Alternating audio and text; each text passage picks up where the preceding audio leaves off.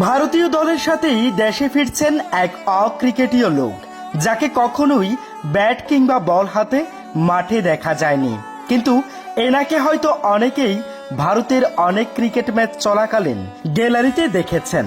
সুধীর কুমার চৌধুরী 1982 সালে বিহারের মুজাফফরে জন্মগ্রহণ করেন তিনি, যিনি সুধীর কুমার গৌতম নামেও পরিচিত।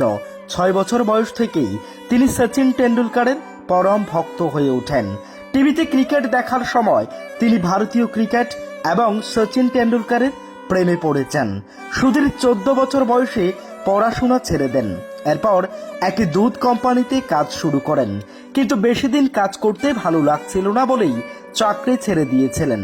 2005 সালে সুধীর তার জীবনের সবচেয়ে বড় সিদ্ধান্তটা নেন, সেটা ছিল বিয়ে না করার। ভারতীয় ক্রিকেট দলের সব ম্যাচ যাতে দেখতে পারে সেজন্য তিনি এই বড় সিদ্ধান্ত নিয়েছেন।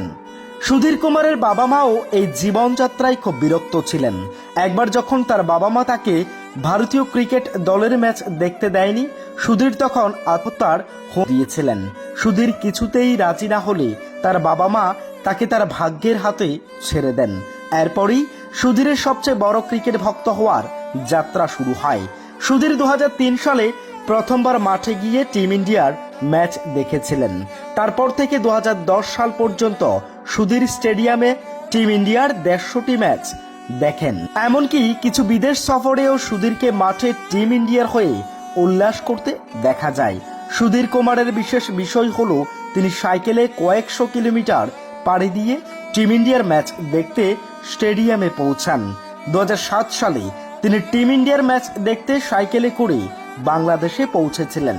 2006 সালে পাকিস্তানের লাহোরে টিম ইন্ডিয়ার ম্যাচ দেখার জন্যই তাকে বিনা টিকিটে ট্রেনে যাতায়াত করতে হয়েছিল, কারণ তার কাছে এত টাকা ছিল না।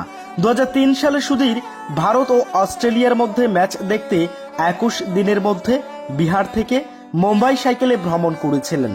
ম্যাচের একদিন আগে থেকেই প্রস্তুতি শুরু করে সুধীর।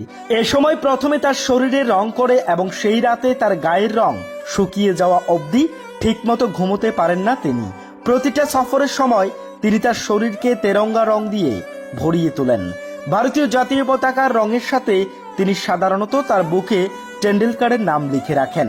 এছাড়াও সুধীর তার সাথে একটি শঙ্খও রাখেন এবং টিম ইন্ডিয়ার আগমন ঘোষণা করতেই শঙ্খ বাজান তিনি। সুধীর প্রায় ক্রিকেট প্রেমী জনসাধারণের কাছ থেকে অর্থ সংগ্রহ করেন, যাতে উনি স্টেডিয়ামে বসে ভারতের ম্যাচ দেখতে পারেন। তিনি ভারতীয় ক্রিকেট দলের অনেক স্মরণীয় জয়েরও সাক্ষী হয়েছেন। এর মধ্যে রয়েছে 2011 সালের বিশ্বকাপ, এশিয়া কাপ সহ অনেক গুরুত্বপূর্ণ ম্যাচ। 2011 বিশ্বকাপ জেতার পরে সচিন সুধীরকে টিম ইন্ডিয়ার ড্রেসিং রুমে উদযাপন করতে ডেকেছিলেন। এই সময় সুধীরের হাতে তুলে দেন বিশ্বকাপ ট্রফিও। সচিনের কারণে সুধীর সারা জীবন টিম ইন্ডিয়ার ম্যাচ বিনামূল্যে দেখার অনুমতি পেয়েছেন। সচিন টেন্ডুলকারের অবসরের পর সুধীর তার শরীরে মিস ইউ টেন্ডুলকার লিখে ভারতীয় ক্রিকেট দলের জন্য উল্লাস করে চলছেন। হ্যাঁ, সেই 2003 থেকে 2024 আজও সুধীর টিম ইন্ডিয়ার সাথেই রয়েছেন।